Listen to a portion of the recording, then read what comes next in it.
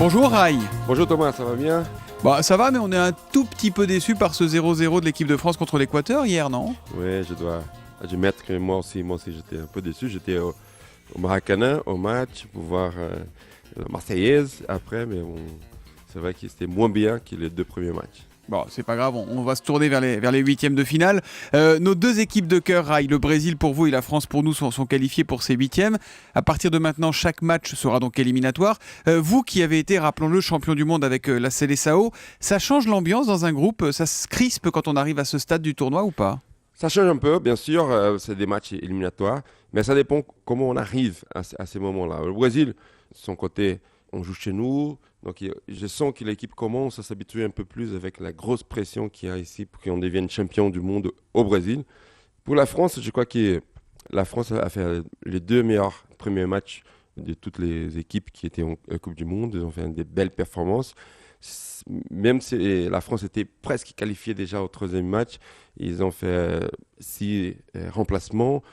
Je crois que c'était pas une bonne chose de perdre un peu la lancée qu'ils étaient un très bon esprit, un bon match. Il faut refaire là un très bon match contre le Nigeria.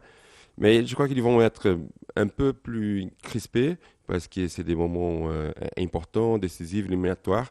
Et ça dépendra des 20 premières minutes. Si jamais la France, par exemple, commence à s'imposer déjà les 20 premières minutes, après les choses, ils vont prendre en main et je crois qu'il ne va pas avoir des surprises. En tout cas, c'est vraiment dans la tête que ça se passe maintenant, hein. Exactement. C'est dans la tête, la confiance. On sent que les deux équipes ont fait une bonne première partie, même si le Brésil était moins bien, mais ils commencent à être plus en confiance. Neymar, c'est la grande star du Brésil. Quand on a un joueur important comme Neymar qui est en grande forme, qui est en confiance, c'est vrai que ça peut aussi avoir des conséquences pour l'équipe et toute l'équipe se sent un peu plus confiante aussi. Rai, ce soir, il y a notamment un match entre l'Algérie et la Russie. Si les Algériens l'emportent, ils iront eux aussi en huitième.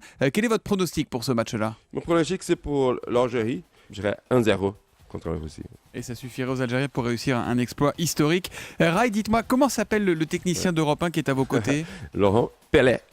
Laurent Pelé, bah oui, hein. C'est comme ça, il n'y a que sur Europe 1 que l'on vous offre Rai et Pelé pour parler de la Coupe du Monde tous les matins. On vous retrouve demain, Rai. À demain.